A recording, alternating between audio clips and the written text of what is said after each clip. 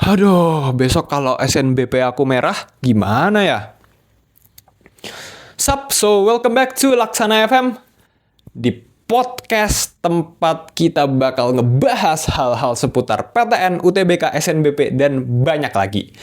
Podcast ini tinggal didengerin aja, nggak perlu ditonton videonya, karena videonya isinya cuman aku ngomong aja by the way. Dan hai, masih sama aku Laksana. Alhamdulillah aku berhasil tembus UGM, jalur UTBK, skor aku 720, dan skor tertinggi aku ada di PM, ya, 870, alhamdulillah. Dan di podcast ini, aku bakal bahas salah satu tantangan terbesar bagi pejuang PTN, ya. Aku mau bahas tentang pengalaman aku, ya, perjuangan aku masuk PTN, terutama nih, ya, cara ngadepin rasa takut ketolak PTN. Aku yakin teman-teman juga banyak yang merasakan hal ini, dan aku juga bakal kasih saran untuk teman-teman. Misal nih, kalian belum rezeki di SNBP, apa yang harus dilakukan? Cara belajar UTBK-nya gimana di waktu yang tinggal sebentar ini, ya. Nah, oke, langsung saja kita masuk, ya. Sebelumnya, aku itu bukan anak SNBP dan aku juga bukan anak eligible. Tapi aku juga takut banget pas pengumuman SNBP dulu, ya.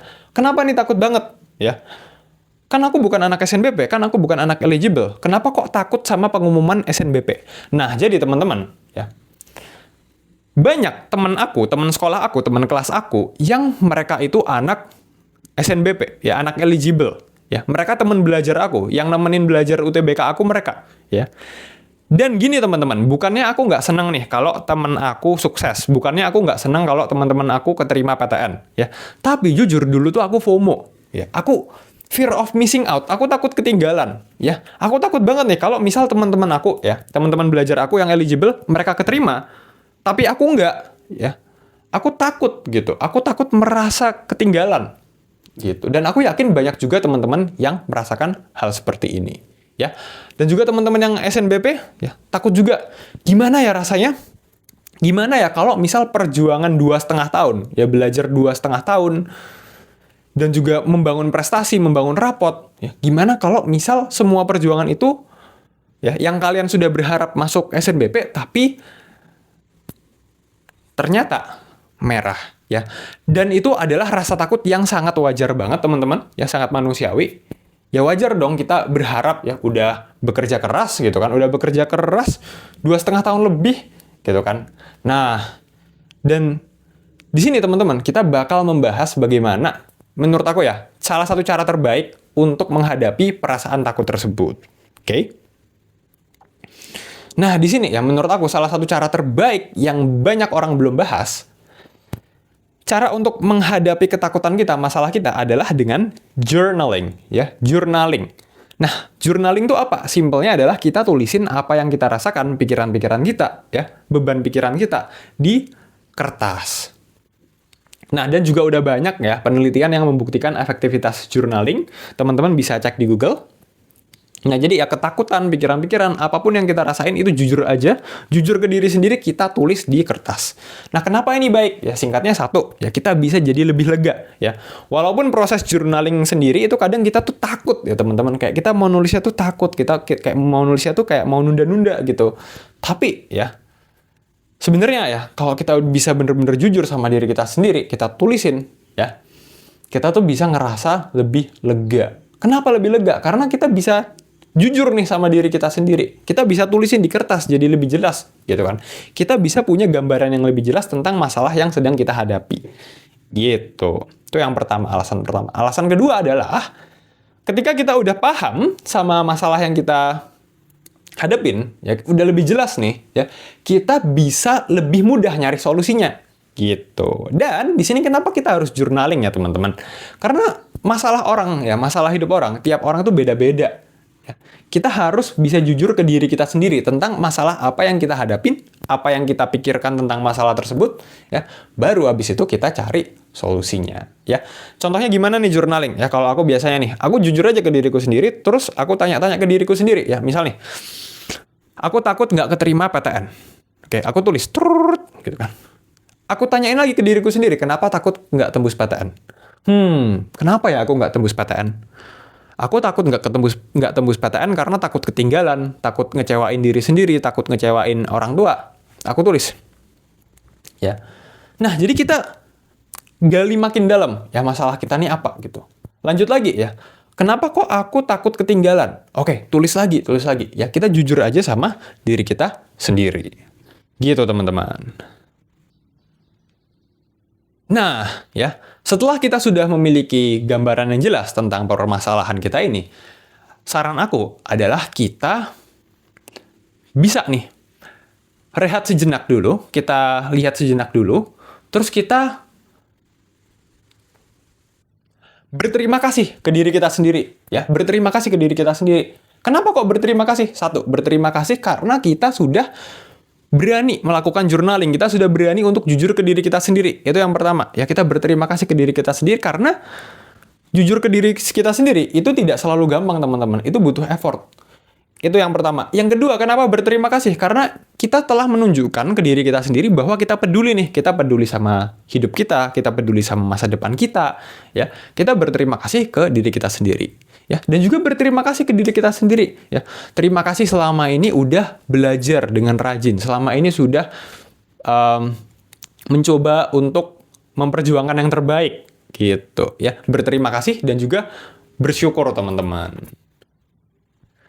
Nah, setelah itu, menurut aku, setelah kita berterima kasih, bersyukur, yang harus kita lakuin adalah kita mencoba untuk menuliskan apa saja yang bisa kita lakuin, ya, hal-hal terbaik apa yang bisa kita lakuin sekarang, gitu, terhadap masalah kita ini, ya. Fokus nih, apa nih yang hal terbaik yang bisa kita lakuin sekarang? 1, belajar. 2, ya. Salah. 1, berdoa, ya. 2, belajar. Gitu. Enggak. Mungkin 1 berdoa, 2 minta restu dulu, ya, minta restu sama orang tua, sama keluarga, 3 belajar, gitu. Ya, 4 apa, 5 apa, gitu. Nah, jadi kita fokus ke hal-hal yang bisa kita lakuin, ya. Karena jujur aja nih, teman-teman, ya, hasil SNBP besok, ya, walaupun kita mau biru, ya, tetap kita hanya manusia, ya. Yang menentukan itu pada akhirnya Tuhan, teman-teman. Jadi kita fokus ke hal-hal yang bisa kita lakuin. Nah, di sini, ya, tadi kan aku ada sempat bahas nih, salah satu hal terbaik yang bisa kita lakuin adalah belajar, ya. Nah, sekarang kita bakal masuk ke pembahasan selanjutnya, yaitu gimana cara belajar di waktu yang udah tinggal sebentar ini, ya. Nah, tapi sebelum kita masuk ke situ, ya, by the way, kalau teman-teman udah ngerasa kebantu sama podcast yang aku bikin, jangan lupa like, share, komen, dan subscribe, supaya lebih banyak lagi orang yang kebantu sama podcast ini. Aku ada bikin podcast bacain materi UTBK, by the way, 8 jam bacain PKPM, 6 jam bacain EYD, KBBI, PBM, 7 jam bacain literasi Inggris. Oh ya, dan sebelum itu, ya, kalau misal teman-teman besok, ya, pengumuman SNBP, ternyata alhamdulillah teman-teman keterima, ya, dan teman-teman selama ini ngerasa kebantu sama podcast yang aku bikin, bisa banget isi Google Form yang ada di deskripsi video ini. Karena aku mau ngedata teman-teman yang udah tembus PTN dan juga udah kebantu sama video podcast aku, ya, aku mau ngedata dan juga untuk evaluasi aku ke depannya, supaya bisa memberikan konten yang lebih baik. Jadi besok pas pengumuman SNBP, SNBT, ya, ujian mandiri, jangan lupa untuk isi Google Form aku ya, teman-teman. Oke, sekarang masuk ke cara belajar, ya. Tapi sebelum bahas cara belajar, ada satu hal penting, sangat penting yang kita sering lupakan, yaitu menjaga kesehatan. Ya, please jaga kesehatan, teman-teman, ya. Dulu aku pas UTBK, pas zaman-zaman UTBK aku, itu yang paling kuperhatiin tuh kesehatan aku. Ya, tidur aku tuh teratur banget. Jam 9 tidur. Ya, agak awal ya. Jam 9 tidur. Jam setengah 5 bangun. Gitu. Habis itu try out. Soalnya aku ngincer sesi pagi waktu itu. Oke.